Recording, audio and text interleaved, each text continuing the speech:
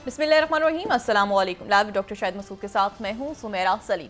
नाज़रीन, वज़ीर-ए-आज़म शहबाज शरीफ साहब आइंदा हफ्ते सऊदी अरब का 3 रोज़ा दौरा करेंगे, जिसमें आला सियासी और अस्करी क़यादत भी उनकी हमरा मौजूद होगी।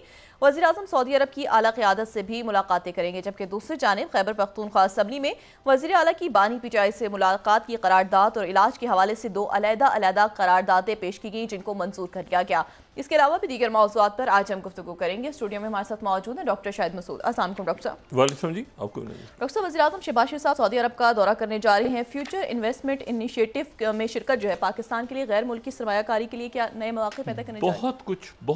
बहुत कुछ हो रहा है खत्ते में, दुनिया में। और पाकिस्तान के हवाले से तो पिछले ये मैं सफारतकारी के हवाले से बात कर रहा हूँ। अभी हमारा जो इंटरनल अनरेस्ट है, पॉलिटिकल अनरेस्ट और बहुत सारे मामला वो हमने ठीक करने हैं, इंक्लूडिंग इकॉनमी।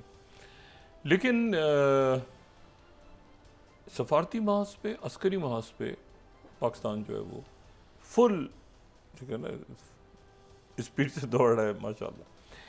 और उसमें जो है वो 2-3 सबसे बड़ी बात तो ये है कि जो हमारी अफगानिस्तान के साथ हमारे मामला जो है वो, मतलब अब आप इसको भूल जाएं, फिलहाल इसको डिस्कस ही ना करें, ठीक है। जो तलखियाँ बाज़ होती हैं ना, वो भाइयों में कोई इख्तलाफात होते हैं, मोहल्लों में नहीं हो जाते, मोहल्लों में साथ साथ घर होते हैं, वो पता चला वो उसकी दीवार है, उसने किसी ने उस दीवार के ऊपर कपड़े डाल दिए, किसी ने उधर से कुछ कर दिया, फिर हो गई, तो वो चलता रहता है। तो इस तरह की बातों से जो है ना वो गलतफहमियाँ पैदा होती हैं, वो ठीक होती हैं, फिर पैदा होती हैं, ठीक होती हैं। इस दफ़ा ज़रा ज़्यादा हो गई, पड़ोसी में होता है ना, तब कई दफ़ा वो मतलब है कि ज़रा ज़्यादा ही मतलब हो गया, तलखियाँ ज़्यादा हो गई। लेकिन यह है कि फिर हमारे मामला उनके साथ बेहतर, उनको भी समझ आया। और उसमें बुनियादी बात, अच्छा इसमें अब ये है ना कि इसकी एक लॉन्ग टर्म स्ट्रेटजी मेरे ख्याल है आने वाले दिनों के अंदर स्ट्रेटजी दोनों मुल्कों को बनानी है। हमारे जो अफगान भाई हैं उनका पाकिस्तान में जब वो रहे हमारे मेहमान, तो वो हमारे मेहमान रहे तो मतलब है यहाँ पे काम करते रहे, बड़ी मेहनत की उन्होंने, बड़ी पाकिस्तान की तामीर में, तरक्की में बड़ा उनका हिस्सा है अफगानों का और पख्तूनों का, और पख्तून अफगान जो भी नाम। और उसमें जो एक बात इम्पॉर्टेंट है वो ये है कि जो स्पॉयलर्स हैं ना दरमियान में, जो कि हमेशा जिनकी कोशिश होती है कि वो लड़ाई झगड़ा करें, और उसकी वजह यह है कि वो एक अरसे से ये जो सुसाइड बॉम्बिंग्स, और बल्कि सुसाइड बॉम्बिंग शायद बहुत अरसे से तो नहीं, सुसाइड बॉम्बिंग्स तो मेरा ख्याल है कि ये 2007-8 या उससे थोड़ा सा पहले, उसके बाद मैसिव पैमाने भी शुरू हुई, फिर पहले IEDs थी और अंदाज दहशत गर्दी के। लेकिन अब उससे हमें गुजरना है, आगे निकलना है, और तिजारत शुरू होगी, ठीक है। मेरे ख्याल से अगले 24-48 घंटों में तिजारत शुरू हो जाएगी जी। और ये तिजारत जो है ये अफ़गानिस्तान को एक बात बड़ी, हमें तो खैर क्लियर है, अफ़गानिस्तान के हमारे भाई जो है ना उनको बड़ी क्लियर होनी चाहिए। पहली बात तो ये है कि उनकी जो ये पूरा उनका जो है ना वो यानी उन्होंने सेंट्रल एशिया के साथ आगे तक जाना है। यानी हमने, अफ़गानिस्तान ने central Asia, Iran, Russia, China, Türkiye, अब लोग कह रहे हैं ना तुर्की आ गया दरमियान में बीच में, ये जो सेंट्रल एशियन स्टेट्स हैं ये टर्किक स्टेट्स हैं, ये टर्किक स्टेट्स हैं, या इनको जो भी आप, तो ये जो है यहाँ पे एक टर्किक फोरम्स बने हुए हैं, टर्की, तो तुर्किया का बहुत एरिया ऑफ इन्फ्लुएंस, जैसे कहते चाइना का है तो रशिया का है, तो तुर्किया का भी बहुत यहाँ पे कदीम दौर से। तो ये जो है ये अब वो सारे ममालिक जो हैं वो इस पे बड़े खुश हैं। चाइना की तरफ से आज बड़ा ज़बरदस्त बयान आया, सऊदी अरेबिया की तरफ से बहुत आया। अच्छा, सऊदी अरेबिया के जो बयान है ना उसकी बड़ी एक, हर मुल्क ने मुबारकबाद दी है, खुशी का इजहार की है। कतर की तरफ से, कतर तो बहुत उनका ज़बरदस्त रोल है करा, लेकिन सऊदी अरेबिया का बयान जो है वो इसलिए बहुत आम है कि एक तो सऊदी अरेबिया मुल्ला मोहम्मद उमर बहुत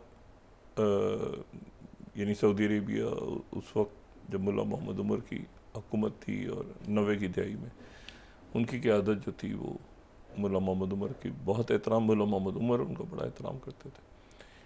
और उनके साहबजादे जो मुल्ला याकूब हैं वो जो अभी वज़ीर दिफा हैं वो सऊदी अरेबिया की तरफ बहुत सऊदी अरेबिया जो भी बात कहेगा या समझाएगा या तो वो यकीनन उनके बहुत करीब है, समझाएगा नहीं, यानी उनके ताल्लुकात बहुत अच्छे हैं सऊदी अरेबिया से। मैं इस वक्त कोई ऐसी बात कहना ही नहीं चाहता जो भाइयों के दरमियान किसी भी तरह से तलखी का सबब बने। एक नुक्ता उनका अच्छा, दोनों ही नुक्ते जो है ना, 2 पॉइंट्स उनके भी ठीक है और हमारे भी ठीक है। वो असल में एक ही बात है, हम कह रहे हैं कि आपकी सरजमीन दहशतगर्दी के लिए इस्तेमाल होती रही है, वो उसको काबू करेंगे। उनका कहना यह है कि आपकी यानी पाकिस्तान की सरजमीन दहशतगर्दी के लिए इस्तेमाल होती है, लेकिन हमारा कहना यह है कि उसके कनेक्शन आपसे मिलते हैं। उस मतलब देखें, अभी मैं कल भी जो मैंने बात की थी, हमारे मुल्क में दहशतगर्दी है ना, तो ये सारा वक्त जो हम ये सुबह शाम मुख्तलिफ हमले नाकाम बना रहे हैं, पकड़ रहे हैं, जाफर एक्सप्रेस इधर उधर, ये सारे बड़े साने हुए, तो इनको तो हम ठीक करेंगे, लेकिन अगर वहाँ से उनकी इमदाद जारी रहेगी तो फिर सिलसिला ख़राब होता रहेगा। अगर इमदाद रुक जाएगी उनकी तो पाकिस्तान की सिक्योरिटी फोर्सेस, अवाम और कारोबारी शख्सियात, आम लोग पाकिस्तान के दहशतगर्दी को कहाँ से दहशतगर्दी को पसंद करेंगे, करते हैं वो उनके मतलब ये बहुत अच्छा मेरे ख्याल से कोई मैकेनिज्म आने वाले दिनों में सेट होगा और उसमें आगे की तरफ हमें देखना चाहिए। भूल जाएं वो तरह पड़ोसियों के दरमियान, भाइयों के दरमियान कोई मामलात हुए, आगे निकल लेंगे। अच्छा, अब इसमें बहुत कुछ 24 घंटे, फिर वही मैं रोज़ बात दोहराता हूँ, लेकिन वाक़यात ऐसे हो रहे हैं जिसमें एक तो ये है कि ये एक जगह है, वहाँ से ज़रा शुरू करते हैं। ये इस गांव का नाम है पेनमुजोम, पेनमुजोम, अगर मैं सही तरह से इसको प्रोनाउंस कर रहा हूँ। पेनमुजोम जो गांव है ये शुमाली और जनूबी कोरिया के दरमियान जो डीमिलिटराइज्ड जोन है, जहाँ पर 1953 में जब जंगबंदी हुई जी, तो उसके बाद ये जो गांव था, इसको ट्रस्ट विलेज भी कहते हैं। इस गांव से वो जो एक लाइन है, एक लकीर है, यानी जो जहाँ से शुमाली कोरिया और जनूबी कोरिया अलग होते हैं और जहाँ पे वो डीमिलिटराइज्ड जोन है, वो इस गांव से गुज़रता है, जिस गांव का नाम है पेनमुजोम। अच्छा, अब ये जो गांव है पेनमुजोम, यहाँ पर मैं इसका जिक्र इसलिए कर रहा हूँ कि जो साउथ कोरिया से इतलात आ रही हैं वो ये हैं कि पेनमुजोम की जो बहुत लोग जाते हैं वहाँ देखने के लिए ना उस गांव को, वहाँ की सारी जो आप समझें कि लोगों के जो ट्रिप्स हैं या सियाहत के लिए जो सियाह जाते हैं, वो जो देखने जाते हैं ये कौन सी जगह है जहाँ जंग बंद हुई थी, और ये वो जगह है जहाँ पे ट्रंप और जो नॉर्थ कोरिया के किम जोंग युन की मुलाकात हुई थी 2019 में। सही। और उस वक्त जो मुलाकात हुई थी तो इस तरह से मुलाकात हुई थी कि वहाँ पर ट्रंप उस तरह से आ रहे थे, एक पेविलियन ये इस तरह से जा रहे थे, दरमियान में वो ये उस वक्त का ये 2019 की एक वो बना हुई, ये साउथ कोरिया, ये जो सियोल है ना, इससे कोई 90 किलोमीटर दूर ये गांव है। अच्छा, अब वो साउथ कोरिया जा रहे हैं और साउथ कोरिया में उनकी प्रीमियर शी जिनपिंग से मुलाकात, अभी तक जो डेट सामने आ रही है वो आ रही 31, यानी आज 20 अक्टूबर गुजर गई, तो अगले 10-11 दिनों में ट्रंप और प्रीमियर शी जिनपिंग की पहली मुलाकात होने जा रही है। और इसी दौरान ये जो मैं वहाँ से आपको बता रहा हूँ, अगर मैं 30th दिखाऊँ, ट्रिप्स जो हैं वो 30th ये पेनमोजुन की सारी जो ट्रिप्स हैं वो सस्पेंड कर दी गई हैं कि यहाँ पर दोबारा ट्रंप और किम की मुलाकात यहाँ पे होगी। यानी वो उसी तरह से कोई सिलसिला बन रहा है जो कि पहले जिस तरह से मुलाकात हुई थी, इसी गांव के एक इधर से उधर क्रॉस करते हैं तो डीमिलिटराइज जोन है, और ये सारा ये 31st जो वहाँ के का जो मीडिया है वो उसे कोट कर रहा है। साउथ कोरिया ने सस्पेंड कर दिए हैं यहाँ के सारे टूर्स और यहाँ पे मुलाकात हो रही है। जापान से भी खबरें यही आ रही हैं 33rd कि ये जो हैं ये यहाँ पे जितने टूर्स थे ये सारे कैंसिल कर दिए गए हैं। ट्रंप की मीटिंग की तैयारियां शुरू हो गई हैं उसी जगह पे। यानी वही अंदाज होगा कि वो साउथ कोरिया आएंगे। 31 तारीख को मीटिंग उनकी तय हो रही है शी जिनपिंग के साथ। अभी तक जो टेंटेटिव डेट है वो है 31st को एपेक के इजलास में, जो कि साउथ कोरिया में होगा। और साउथ कोरिया में ही इजलास होगा, यानी मुलाकात होगी शी जिनपिंग से, और फिर सियोल में या आसपास कहीं मुलाकात के दौरान ही वो फिर साउथ कोरिया के जो दारुल हुकूमत है उससे कोई 90 किलोमीटर दूर जाके इस गांव में, ये वो गांव है जो साउथ कोरिया का नॉर्थ कोरिया से मिल रहा है, तो यहाँ नॉर्थ कोरिया के प्रेसिडेंट से उनकी मुलाकात होगी। यानी नॉर्थ कोरिया के प्रेसिडेंट गालिबन साउथ कोरिया नहीं आ रहे, या अगर आएंगे तो, लेकिन उन्होंने एहतियातन ये तैयारियां शुरू कर दी हैं कि वो पूरा जो बीच का गांव है जिसमें से वो डीमिलिटराइज जोन गुजरता है जहाँ जंगबंदी हुई थी, तो वो गांव जो है वो खाली करवाना शुरू कर दिया। अच्छा, तो एक तो ये है कि अगले 10-11 दिनों में ये मुलाकातें होने जा रही हैं और बड़ी अहम मुलाकातें हैं।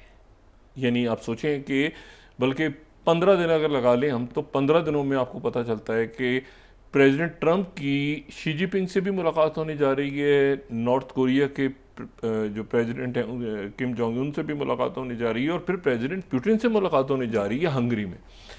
अच्छा, तो ये अगले 10-11-12 दिन जो हैं ये बहुत अहम हैं आलमी सतह पे। ये पूरा तय करेंगे कि हाँ, जो मैं इसमें सिर्फ एक बात करूं कि प्रेसिडेंट ये जो आसियान की समिट है, आसियान 26 तारीख से, तो आसियान की समिट में वो कंबोडिया और थाईलैंड वाली वो एक उसको चेयर करेंगे वो। और अभी तक ये तय नहीं हो रहा, मैंने अभी इसको अब इस प्रोग्राम से पहले मैंने तय किया कि इंडियन प्राइम मिनिस्टर मोदी जा रहे हैं यानी आसियान समिट में, तो उन्होंने कहा कि वहाँ से ये खबरें आ रही हैं कि वो दिवाली के बाद फैसला करेंगे मलेशिया जाने का। हमारी जानिब से, हमारी सारी टीम, हमारे अदारे की जानिब से, सारे हम सब की जानिब से, हमारी जितनी हिंदू बरादरी पाकिस्तान में है या पाकिस्तान से बाहर है, उन सबको दिवाली बहुत बहुत मुबारक हो। और ये जो दिन है ये बहुत खुशियाँ लेकर आए उनके लिए भी, सारी दुनिया के लिए भी। तो और पाकिस्तान में इसको बड़े ज़बरदस्त अंदाज में आज हमारी जो हिंदू बरादरी है, बल्कि एक आध जगह से मुझे भी तो आया हुआ है कि जी वहाँ पर जाना है मैंने शायद इस प्रोग्राम के बाद। बहरहाल, तो दिवाली जो है वो बड़े ज़बरदस्त अंदाज में हमारी हिंदू बरादरी पाकिस्तान में मना रही है। अच्छा, तो वो दिवाली के बाद फैसला करेंगे कि क्या आसियान में जाना है कि नहीं जाना, क्योंकि उसकी वजह यह है कि प्रेसिडेंट ट्रंप ने दोबारा ये बात, प्रेसिडेंट ट्रंप ने फिर कहा है कि 7 तैयारे गिरे थे और 200% टैरिफ्स की मैं अगर बढ़ा देता अगर मेरी बात ना सुनी जाती, तो ये एक बड़ी अजीब सी सूरत है। फिर उन्होंने दोबारा ये बात की है कि ये मुकम्मल मैसिव टैरिफ्स रहेंगे। मैं राइटर्स को कोट कर रहा हूँ 32nd, क्योंकि बयान जो है वो बड़ा सख्त प्रेसिडेंट ट्रंप का है। दोबारा 32nd Reuters, Trump was to keep massive tariffs on India until Russian oil import cease, मतलब मैसिव टैरिफ्स, ठीक है।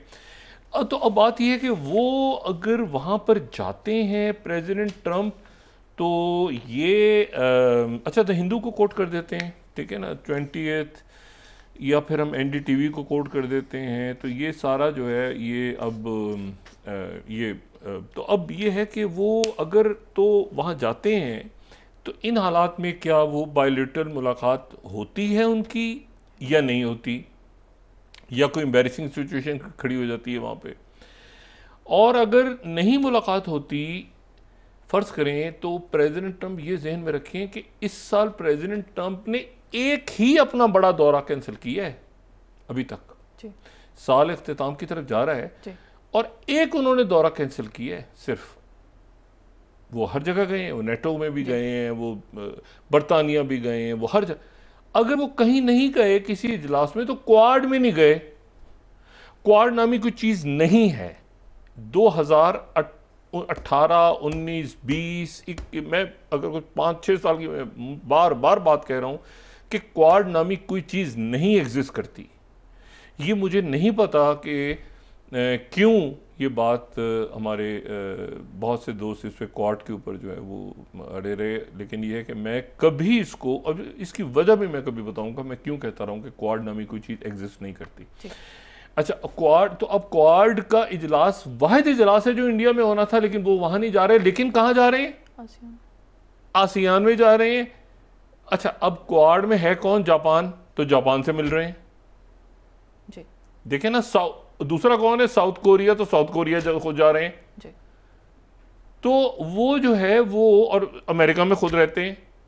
तो क्वाड में क्या है, मतलब क्वाड क्या था? क्वाड जो है, तो बात ही है कि ये अच्छा आसियान में फिर उनकी जब एपेक में, अच्छा सारा ब्रिक्स से भी सबसे मिल रहे हैं सिवाय इसके। अच्छा, यहाँ पर अगर इनकी नहीं होती ना प्राइम मिनिस्टर मोदी की मुलाकात, इंडियन प्राइम मिनिस्टर मोदी की मुलाकात नहीं होती मलेशिया में, तो अगले साल वो G20 समिट होनी है वहाँ पे, जो है वो अगली G20 समिट होनी है साउथ अफ्रीका में।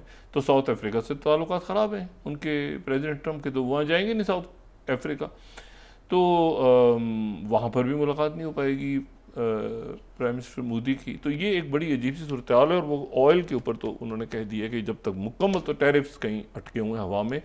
अब वो पहले तो ये बात हो रही थी इतने दिनों में हो जाएंगे, इतने दिनों में बात ही नहीं हो रही। अच्छा, उसके बाद अब आ जाएं कि गज़ा से, जियो पॉलिटिक्स ने गज़ा से जन्म लेना है। 2 शख्सियात पहुँच गई इसराइल रात को, एक जेरेड कुशनर और एक स्टीव विटकॉफ। अब ये नेतन्याहू और वहाँ पर जो एक सेहूनी जहनियत के लोग बैठे हैं, इतनी घटिया और इतनी गिरी हुई इन्होंने हरकतें, ये इतने छोटे लेवल पे ये चले गए हैं कि इन्होंने पिछले ये जो सीज़ फायर के दिन थे उसमें 97 सरकारी आदाद व शुमार के मुताबिक 97 फ़लस्तीनी इन्होंने शहीद किए हैं और बेशुमार उसमें ज़ख्मी हुए हैं। लेकिन जैसे ही इनको पता चला, क्योंकि 60 मिनट्स आ गया, वो CBS वाला जो इंटरव्यू है वो नशर हो गया कल। वो इंटरव्यू बड़ा इंटरेस्टिंग है। उसको अगर अब जेरेड कुशनर भी हैं उसमें स्टीव विटकॉफ भी हैं, और जो गुफ्तगू उसमें हो रही है उसमें तफसील के साथ उन्होंने बहुत सारी बातें की हैं। जेरेड कुशनर को तो फुली अब मिडिल ईस्ट में वो इन्वॉल्वमेंट उनकी हो गई है, लेकिन वो जेरेड कुशनर 1.0 से, जैसे ट्रंप 1.0 है ना, तो जेरेड कुशनर 1.0 से डिफरेंट हैं और वो 2.0 हैं, यानी वो मुसलमान मुल्कों की बात ज़्यादा सुन रहे हैं। सही। स्टीव विटकॉफ भी और प्रेसिडेंट ट्रंप भी मुसलमान मुल्कों की बात ज़्यादा सुन रहे हैं और 2 मुल्कों से वो बेजार हो गए हैं। तीसरा मुल्क जो है वो, उसका मैं क्या नाम लूँ, 2 मुल्कों से वो बेजार हो चुके हैं। एक का नाम है यूक्रेन और एक का नाम है इसराइल। बस वो कहते हैं ना कि रखो ये, बस ठीक है, लेकिन ये है कि बाकी इसके अलावा भी दुनिया है। और तीसरा जो है वो आइसोलेशन में चला गया। मुल्क बड़ा है, क्यों ले गए मोदी जी इसको आइसोलेशन में इस वक्त? वो अपने मामलात को ठीक करके फौरी तौर पे मुल्क की सियासत चलती रहेगी, मुल्क के अंदर सियासत होती रहेगी, बीजेपी, कांग्रेस, इल्ज़ाम, ये वो सारे, लेकिन इतनी ग्लोबल लेवल पे आइसोलेशन मुनासिब नहीं है। मैं एक बात, हम तो मशवरा दे सकते हैं, इससे निकालें इसको, बीजेपी, कांग्रेस, ये वो इल्ज़ाम तराशी, इसको निकाल के बाहर लाएं, वरना इंडिया जो है वो बिल्कुल एक तरह से, मतलब आपको किसी जगह पे किसी नज़र नहीं आ रहा, किसी फैसला साजी में किसी जगह पे होता है ना कि आप, अब वो प्यूटिन से मिलते हुए भी डर रहे हैं कि उधर से और ट्रम्प, एक अजीब गुफा हुआ सारा मामला। बहरहाल अब इसमें जो अब आ जाए स्टीव विटकॉफ पे, और मैं जेरेड कुशनर की ये घटिया हरकत की है इसराइल ने, बस घटिया तरीन हरकत की है। वो की है कि जनाब, एक तो वो पूरा CBS पे जो इंटरव्यू चला उनका 60 मिनट्स, उसमें स्टीव विटकॉफ ने कहा कि उन्होंने अपनी मुलाकात का जिक्र किया एक शख्स के साथ जिनका नाम है खलील अल हया। खलील अल हया जो हैं वो इस वक्त काहिरा में हैं और हमास के को लीड कर रहे हैं। नेगोशिएशंस में पहले भी थे। ये 1987 से हमास में है, शुरू के पुराने लीडर्स में से एक हैं खलील अल हया। और 2014 में इनका जो बेटा है उसामा, उनकी अहलिया और फिर उसके बाद 3 पोते इनके एक हमले में इसराइल के शहीद हो गए थे 2014 में। और अभी कतर में इनका एक बेटा खलील हया का शहीद हुआ। तो उस इंटरव्यू में, CBS के इंटरव्यू में स्टीव विटकॉफ बता रहे हैं कि जब मैं मिला उस कमरे में, हमने पहले भी बात की थी कि शर्म शेख के एक होटल के अंदर वो तुर्किया और जो इजिप्ट और कतर के लोग जो थे वो एक कमरे में थे। फिर उन्होंने कहा कि आप उस कमरे में कुछ स्पेस दी, वो उधर चले गया डेलीगेशन पूरा। तो स्टीव विटकॉफ ने उसकी पूरी बात की। उन्होंने कहा कि अच्छा, जेरेड कुशनर भी साथ हैं। तो अब वो स्टीव विटकॉफ ने कहा कि वो बात बड़ी जब शुरू हुई तो ज़रा एक सख्त दोनों तरफ से, लेकिन जब बेटे की ताज़ियत की, वो कहते हैं मैंने, स्टीव विटकॉफ ने उनके बेटे की शहादत पे ताज़ियत की, खलील अल हया के बेटे की।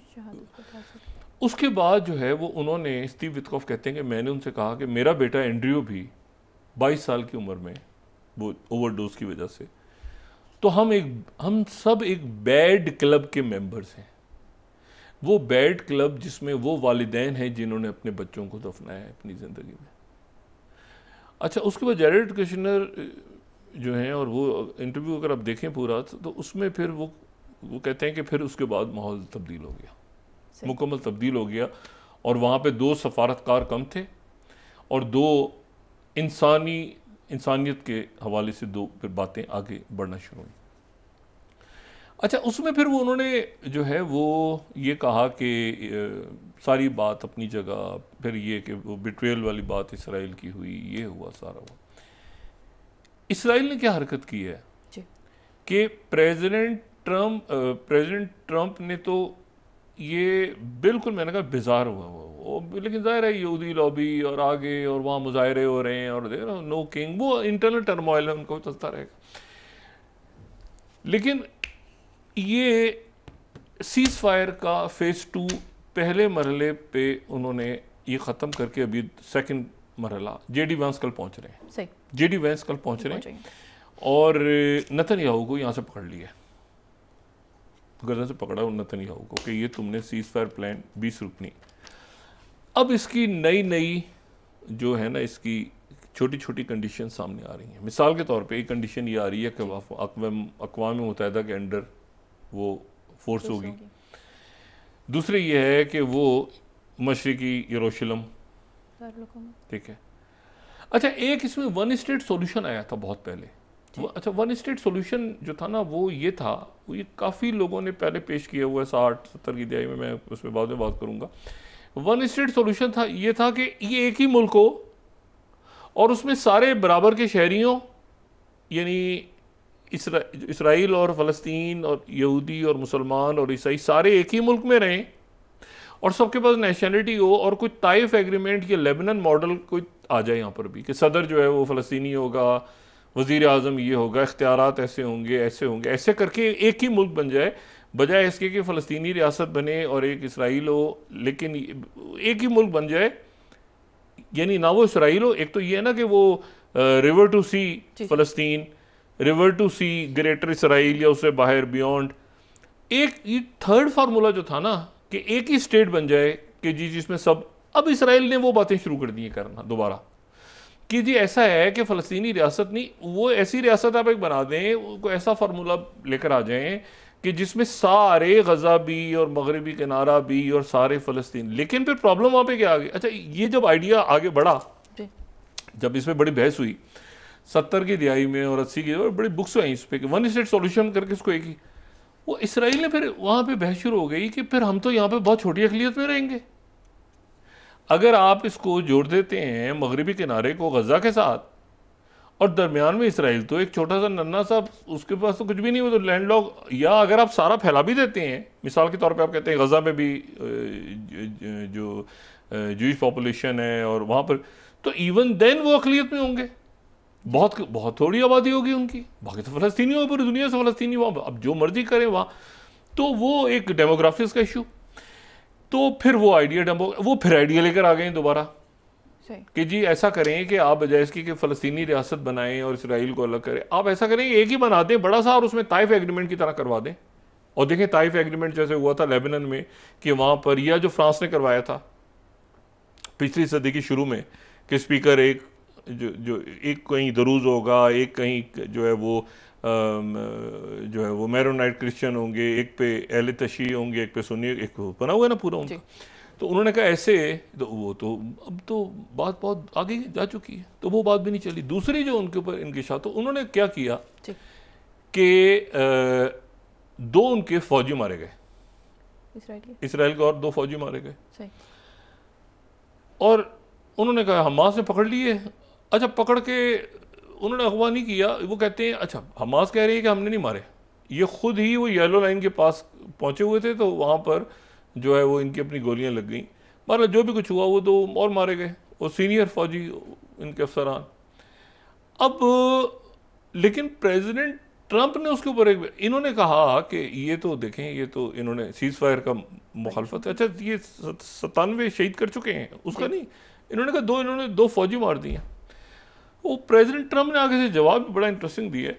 वो कहते हैं नहीं, ये फौजी उन्होंने नहीं मारे होंगे, इसको जो है ये वहाँ पर वो जो बागी घुसे हुए हैं ना अंदर हमास के खिलाफ, सही, हमास से खिलाफ जो बागी घुसे हुए हैं ना, मेरे ख्याल से उनकी गोलियों से मर गए हैं ये। अच्छा, ये वो यानी वो जो इसराइल ने भेजे हुए हैं, ये मैं टाइम्स ऑफ इसराइल कोट कर रहा हूँ, ये 34 ट्रम्प सेज के रेबल स्टेज डेडली अटैक। वो रेबल्स जो है ना बागी, हमास नहीं, बागियों ने वो अटैक किया है, इसराइल की फौज मार दी। वो बागी तो हैं ही इसराइल के, वही तो उन्होंने तो घुसाए हुए जासूस अपने, वो कह रहे बागियों ने मारा होगा, वही जो हमास ने बात की ना कि वो अपने ही लोगों के इनके थ्रू, तो आगे से प्रेसिडेंट उनके साथ खड़े हो गए हमास। अच्छा, फिर उसके बाद जो है वो एक बात तो इम्पॉर्टेंट ये है कि सीज फायर एग्रीमेंट पे, अच्छा अभी वो कह रहे हैं कि जी हम ये खोल रहे हैं जो क्रॉसिंग्स हैं, फौरी तौर पे एड शुरू कर रहे हैं, सीज फायर की तरफ हम तेज़ी के साथ बढ़ रहे हैं दोबारा, और ये सीज फायर जो है ये बड़ी ज़रूरी है, और ये सीज फायर आज से शुरू हो जाएगी फ़ौरन, और वगैरह वगैरह वगैरह वगैरह। फिर टाइम्स ऑफ 3 इसराइल से रिज्यूमिंग गजा सीज फायर। अब भाई वो पहुंच रहे हैं ना सारे, तो अभी सीज फायर को कौन तोड़ेगा? 3 सीज फायर शुरू करें जल्दी जल्दी जल्दी जल्दी, किसी किस्म की जो है ना वो सीज फायर से हम और ये वो सारे। और हार्ट्स ने फिर वो उसकी वही खबर लगाई हुई है 7th, Israel was getting out of control with कॉफ and Kushner detail direct Hamas talks. अभी हमास से बात हो रही है, ये ज़हन में रखें, मीडिएटर्स के भी बगैर हो रही है बात। जेरेड कुशनर और स्टीव विटकॉफ, ऐसा नहीं है अब कि वो इजिप्ट में तो पहुंचे हुए हैं ना, इजिप्ट में तो जेडी वेंस भी कल इसराइल आ रहे हैं, वो फेज़ 2 की तरफ जा रहे हैं। और इसमें एक बात बड़ी जो अब इनके लिए बड़ी प्रॉब्लमेटिक हो रही है, वो हो रही है कि तुर्क फौज आ रही है गजा में। तुर्क फौज भी उस इस्लामिक फौज में, तो हाँ, एक तो देखें सीरिया ये जो है ना, इनके साथ तो इनके ताल्लुकात, जैसे फौजें लड़ी, जंग हुई, ये इजिप्ट के साथ, जॉर्डन के साथ, अरब मुल्कों के साथ माजी में, लेबनान के साथ, तुर्कों से वास्ता नहीं पड़ा, तुर्कों से इसराइल का वास्ता नहीं पड़ा। हालांकि ताल्लुकात वगैरह इनके जैसे छोटे मोटे चलते रहे, लेकिन फौज से वास्ता नहीं पड़ा इनका तुर्किया की, और वो भी अर्दोगन की फौज। अच्छा, अब इनको एक बात वहाँ पे इसराइल में और हो रही है कि ये तुर्क फौज वहाँ पर प्रेसिडेंट अर्दोगन ने ओके हो गया, अमेरिका ने ओके कर दिया। ये प्लान की तफसील जो सामने आ रही है उसमें यह कि तुर्क फौज का बहुत बड़ा रोल होगा। तुर्क फौज का पाकिस्तान की फौज भी शायद चली जाए, ठीक है, और जाना चाहिए, और हमास वहाँ पे रहेगी जी। अच्छा, और उसके साथ वहाँ पर जो है वो तुर्क फौज इधर होगी, और इधर इस तरफ गोलान पे तुर्क सदर अर्दोगन और तुर्किया ने जिस शख्सियत को सपोर्ट किया है वो इधर होगी, यानी अहमद शरा। सही। यानी अब इसराइल जो पहले ही कहता था कि हमारे चारों तरफ ईरान आ गया है, जी। अब उसको ये लग रहा है कि हमारे चारों तरफ तुर्की आ गया है। यानी ये मैं आपको कि हमारे चारों तरफ तो तुर्की ने हमें घेर लिया है, क्योंकि और तुर्की जो है पहले तो हम कहते थे प्रॉक्सी ये नेटो का तुर्किया, प्रॉपर तुर्किया एक ताकतवर पावर, और वो तुर्किया जिसके साथ ये अहमद शरा को सपोर्ट किसने, सऊदी अरेबिया ने की। मुलाकात कहाँ हुई थी अहमद शरा की ट्रम्प से? Saudi Arabia.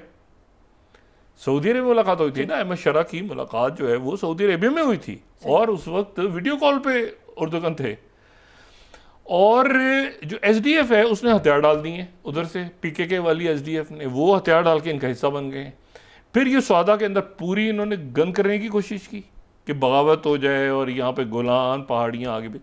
खामोशी के साथ प्रेसिडेंट उर्दुगन की जो और प्रेसिडेंट उर्दुगन जो है वो, जो लोग भी वाकिफ़ हैं उनसे, वो बड़े नरम मिजाज भी हैं, बड़ी मोहब्बत करने वाले भी हैं, लेकिन जब किसी का फेंटा मारना होता है, वो कुछ हमारे और जो तुर्किया के आजकल जो मिजाज है ना एक ही चल रहा है। उन्होंने जब फेंटा मारा है बहुत से अपने मुखालफिन का पिछले चंद सालों में, वो हमने भी फेंटी लगाई है ना कुछ उसमें, तो वो जो फेंटी लगाने में आती है ना तुर्किया की फ़ौज, ये आज़रबाईजान, तुर्किया, ये इजिप्ट, ये सारे मुल्क जितने हैं, उधर से हुतीज़, उधर से वो ईरान के साथ वो जो रहबर हैं, उन्होंने कहा है प्रेसिडेंट ट्रम्प को कि ख्वाब देखना छोड़ दें कि हमारे न्यूक्लियर ख़त्म हो गया है मामला, और उनका न्यूक्लियर जो है वो तो सारा उनके वो तो यानी जो भी बात होगी वो तो स्टीव वित्कोफ की बात हो रही थी ना ओमान में ईरान के साथ। और फिर प्रेसिडेंट पुतिन से जो मुलाकात हो रही है प्रेसिडेंट ट्रम्प की हंगरी के अंदर,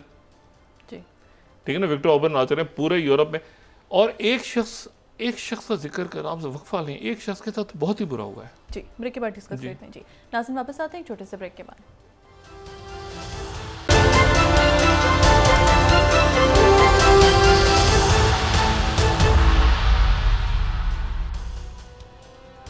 वेलकम बैक नाज़रीन। डॉक्टर साहब, ब्रेक से पहले आप एक शख्स का जिक्र कर रहे थे कि जिसके साथ बहुत बुरा हुआ है, कौन है वो शख्स? वो शख्स के साथ बहुत बुरा हुआ है, मैं उससे पहले मैं जो बात कह रहा था ना, ये मैं आर्टिकल आज सजेस्ट करूंगा, इसको अगर पढ़ना चाहे तो, इसराइल हयोम का 38 ट्रम्प सीज फायर होल्ड्स, वो जो दरमियान में इसराइल ने सीज फायर तोड़ी है, वो दोबारा ये कह रहे हैं कि हमने नहीं तोड़ी, ये हुआ फलां वो, तो उसका भी ये ट्रिप हो रही है अभी वाइस प्रेसिडेंट जेडी वेंस की और स्टीव वित्कोफ, और इसमें ही सारा मामला तय होने जा रहा है। लेकिन जो असल परेशानी है वो 38 ट्रम्प सीज फायर होल्ड्स, वो सीज फायर अपनी जगह मौजूद है, क्योंकि वो अंदर जिन लोगों को मारा है वो कह रहे हैं कि जी ये तो रेबल्स थे, प्रेसिडेंट ट्रम्प कह रहे हैं रेबल्स थे, रेबल्स तो वो थे जो इनके जासूस घुसे हुए थे।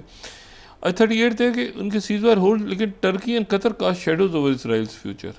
इसराइल के लोग परेशान हैं कि तुर्किया और कतर जो है वो इसमें अच्छा इजिप्ट, ये सारे जो मुल्क हैं ना, अब आने वाले दिनों में ये देखना है कि ये एक तो ये तैयार हो जाएगा, सारा प्लान सामने आ जाएगा इसी में फ़ेज़ 2 के कैसे आगे बढ़ना है, और उसमें इजिप्ट एक इंटरनेशनल कॉन्फ्रेंस मुनक्कद करने जा रहा है डोनर्स की, और उसमें इजिप्ट से जर्मन्स ने कहा है, जर्मनी के चांसलर ने कहा है कि हम को होस्ट करेंगे कायरो में, और उसमें इनिशियल जो अच्छा आप देखेंगे वो तय हो गया कि फ़लस्तीनी ही होंगे, कोई बाहर नहीं निकाला जाएगा, जो सारे वो कैदी जो हैं जेलों से वो भी रिहा हो जाएंगे आगे जाके, वो गारंटी दी है इन्होंने हमास को, अमेरिकन ने। लेकिन ये कि अभी चंद दिनों में वो मरवान बरगोती और बाकी लोगों की रिहा भी हो जाएगी। इसमें जो वो है कि $53 बिलियन का इनिशियल एस्टिमेट था, तो लेकिन वहाँ पर अब पता ही चल रहा है कि क्योंकि यूनाइटेड नेशंस के लोग अंदर हैं दाखिल हुए, तो उन्होंने कहा है कि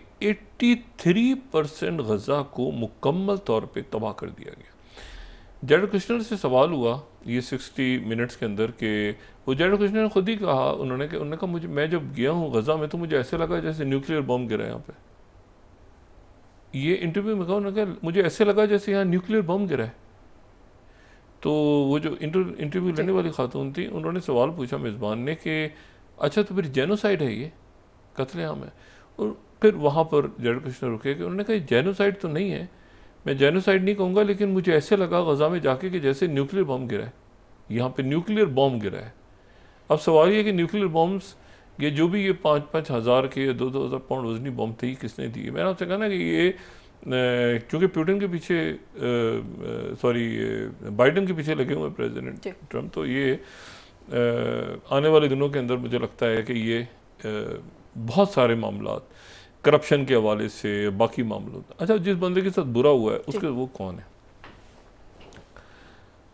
प्रॉपर अंडर द बस। देखिए, बाज़ दफ़ा ऐसा होता है ना कि आप कहते हैं कि ये भी हो सकता है, ये भी हो सकता है, ये भी हो सकता है, आपको थोड़ी खुशी होती है, आप कहते हैं मुसलसल एक बात लेके चलें और वो बात फिर फॉरेन पॉलिसी में आपकी एक ठीक जगह हो तो थोड़ी सी आपको खुशी भी होती है। प्रॉपर अंडर द बस अगर ये फेंक दिया है ना, बिल्कुल बसों का चला दो, वो है जनाब Zelensky ji. Financial Times 12th, Donald Trump urged Volodymyr Zelensky to accept Putin's terms 12th और बी डिस्ट्रॉयड बाय रशिया। या टर्म्स मंजूर करो। कमरे के अंदर शाउटिंग मैच हुआ है बाकायदा। वो फाइनेंशियल टाइम्स ने बताया कि जुम्मे को हुआ के अंदर वो कहते प्रेसिडेंट ट्रंप ने बिठा दिया जेलेंस्की को, और जेलेंस्की को बिठा के और उनके सामने नक्शे रखे और नक्शे जेलेंस्की ने खोलने शुरू किए। उन्होंने कहा नीली पीली लाइनें मैंने छोड़ दो।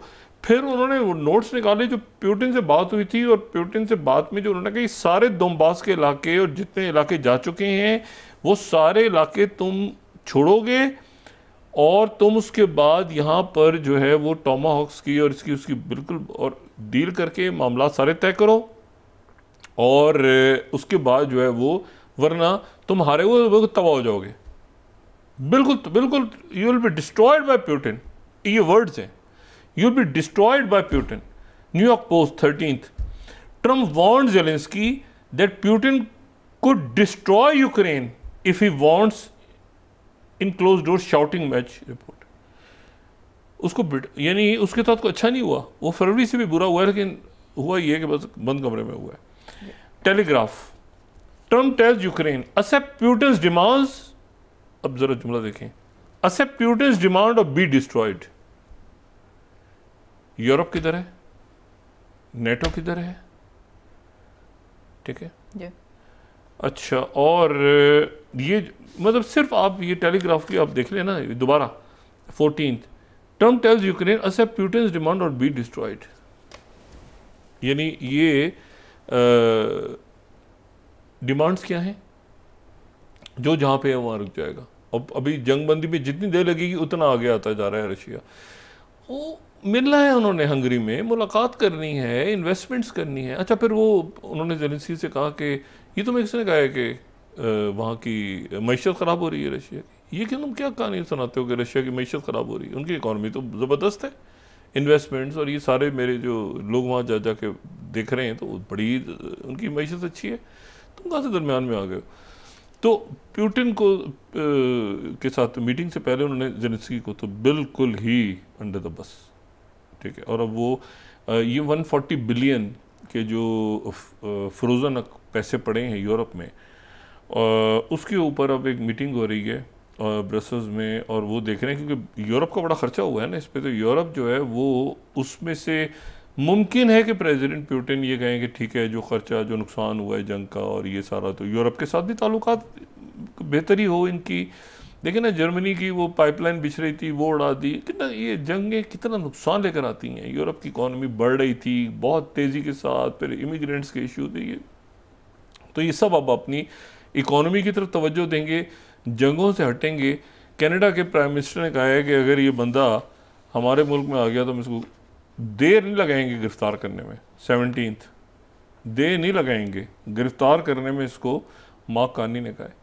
उन्होंने कहा Israeli prime minister will be arrested, enter हवाई फ़ज़ाई हदूद से भी गुजरा तो गिरफ्तार कर लेंगे। अच्छा, इसको तो बात ही है सारी कि ये जो सारी सिचुएशन है इसमें आगे सीज़ फायर होल्ड कर रही है हमास की तरफ से, उनकी तरफ से 97 लोग शहीद हो गए हैं, लेकिन बहरहाल वो प्लान एक तो हुआ ना कि उधर से कैदी छोड़े, उधर से वो आज मज़ीद जो है वो डेड बॉडीज़ हैंड ओवर करेंगे हमास के लोग, उधर से वो फ़लस्तीनियों की डेड बॉडीज़ करेंगे, जो रुके हुए हैं नाम जिनके ऊपर है वो सारे ख़त्म होंगे। एक लॉन्ग टर्म प्लान होगा, डिसआर्म कैसे होना है, हमास ने डिसआर्म होना है या इंटीग्रेशन होनी है सीरिया की तरह, लीडरशिप ने क्या करना है, कितने अरसे का प्लान है, पहली प्रायोरिटी तो ये है। अब आप ये देखें कि एक वो कह रहे हैं कि हमारे एक फ़ौजी की मैयत या बाकियात वापस नहीं की तो हमने हमला कर दिया, और भाई उधर 10,000 बच्चे औरतें उनकी लाशें दबी हुई हैं मलबे तले।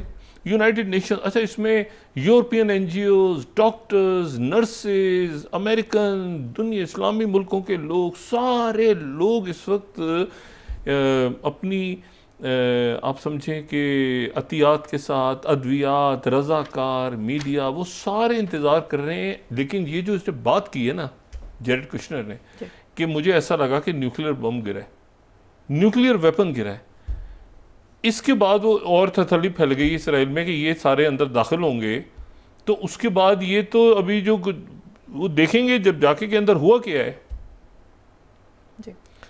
तो वो तो फिर उसके बाद तो फिर कहानी फिर वहाँ से अपना एक रुख इख्तियार करेगी ना।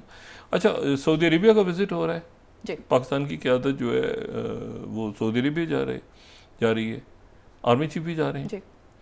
और सऊदी अरेबिया का ये दौरा इसलिए इम्पोर्टेंट है कि बहुत से वजूहात की बुनियाद पे ये सारा प्लान ही सऊदी अरेबिया ही अल्टीमेटली, आप देखें ना, वो तो जॉर्डन के साथ तो अजीब मुलाकात हुई थी ना, किंग ऑफ जॉर्डन के साथ पहली मुलाकात तो अजीब हुई थी। फिर किंग ऑफ जॉर्डन ने कहा था कि मैं इजिप्ट से बात करूंगा, फिर इजिप्ट वो प्लान लेकर सऊदी अरेबिया के पास आए, फिर सऊदी अरेबिया, सारे मुल्क फिर आगे बढ़े थे। ईरान ने भी खामोशी से उसको इंडोर्स किया था। और सबसे बड़ा इसमें रोल अगर आप देखें कि अगर आप इसकी पूरी डायनेमिक्स में चाइना का रोल देखें, चाइना ने इस पूरे सिलसिले में उन्होंने सऊदी अरेबिया और ईरान की सुलह करवा के रखी, और आपस में बीच में क्या कुछ नहीं हुआ 2-3 सालों में, कितने मौक़े आए, लेकिन वो जो ताल्लुकात थे फ़िरका वाराना, ये वो जो हमेशा होता रहा माजी में, और प्रेसिडेंट ट्रंप का भी वो मिजाज नहीं है। तो अब ये है कि ये सेकंड फेज़ में शुरू हो गया है, सीज़ फायर अपनी जगह रुकी हुई है। बाकी कैदियों की रिहाई तो पहले मरहले में हो जानी चाहिए थी, वो क्यों नहीं की। उधर से वो कह रहे हैं कि हमने तो सारे यरगमाली रिहा कर दिए, और बाकी जो है हम लेने के लिए जाते हैं तो ये ऊपर से बॉम्बिंग शुरू कर देते हैं जान के ताकि हम उठा ना सकें, लोग शहीद कर देते हैं। तो अब वो आ गए हैं, तो इन्होंने फ़ौरन ऐलान कर दिया जी हमारी सीज़ फायर है। तो इसमें वो बाकियात आज रात को कुछ वापस होंगी, फिर उधर से कैदियों क्या होगा, फिर ये कि प्लान शुरू होगा, फिर उसमें ये कि कॉन्फ्रेंस आ रही है जो काहिरा में हो रही है, और उसमें ज़ाहिर है पूरी दुनिया से लोग शरीक होंगे, यूरोप के ममालिक, अमेरिका, रशिया, चाइना, सारी दुनिया से लोग आएंगे। और उसमें जो है रीबिल्ड होना है, गज़ा ने फ़लस्तीनी रियासत का क़याम कैसे अमल में आएगा, यरूशलेम से कैसे, तो ये सारा कुछ एक तवील, लेकिन खलील अल-हया मौजूद हैं आज काहिरा में, और वहाँ पर कतर के हुकाम भी पहुँच गए। मेरा ख्याल है कि तुर्किया के भी पहुँच गए हैं या पहुँच जाएंगे, क्योंकि ये मीडिएटर्स हैं ना, जो तीनों शख्सियात ने साइन किए थे ना प्रेसिडेंट ट्रंप के साथ, इजिप्ट, कतर, तुर्किया, तो ये जो दरमियान में, और फिर सऊदी अरेबिया एक रोल में आएगा। जब सऊदी अरेबिया ज़ाहिर है कि उनके विज़िट हो रहा है अमेरिका का, हमें हर दूसरे दिन तीसरे दिन सुनता हूँ ये खबर पाकिस्तान में फैली थी, पाकिस्तान इसराइल को तस्लीम कर रहा है। ये कहाँ से फैलती है खबर, कब कर रहा है, कहाँ कर रहा है, तो अगले हफ्ते पाकिस्तान करने वाला है। जो तो अच्छा, तो भाई अभी बहुत कुछ होना है, बहुत कुछ होना है। इसराइल को तस्लीम करना पहले आ जाता है, और गज़ा का जो वहाँ पे जुल्म हो रहे हैं वो बाद में आते हैं। तो अब यह है कि ये अगले 10-11 दिन अब देखें कि ये कैसे गुजरते हैं, और ख़ास तौर पे उससे पहले स्टीव वित्कोफ और ये प्रेसिडेंट ट्रंप बेजार हो गए हैं अब यूक्रेन से और इसराइल से, दो मुल्कों से बेजार हो गए हैं। और ये बहुत अच्छी खबर है कि अफ़गानिस्तान के साथ हमारे मामलात ठीक हुए, और आगे इंशाल्लाह सोशल अनरेस्ट, मुल्क के अंदर के मामलात और उस वक्त ठीक होंगे जबकि रूल ऑफ लॉ और करप्शन और मेगा करप्शन और इकोनॉमिक टेररिज्म, माशी दहशत गर्दों पर हाथ डालेगा। जी, गरीबों पे नहीं, बड़े मगरमच्छों पे। ठीक है, बहुत शुक्रिया डॉक्टर साहब। नाज़रीन, इसके साथ ही आज का प्रोग्राम अपने इख्तिताम को पहुंचा। मुझे स्मैरा सलीम को इजाज़त दीजिए। अल्लाह ने की बात। जी डॉक्टर, अपना दोस्तों रिश्तेदारों गुर्दनवाह के लोगों का सब ख्याल रखिएगा। अल्लाह हाफ़िज़।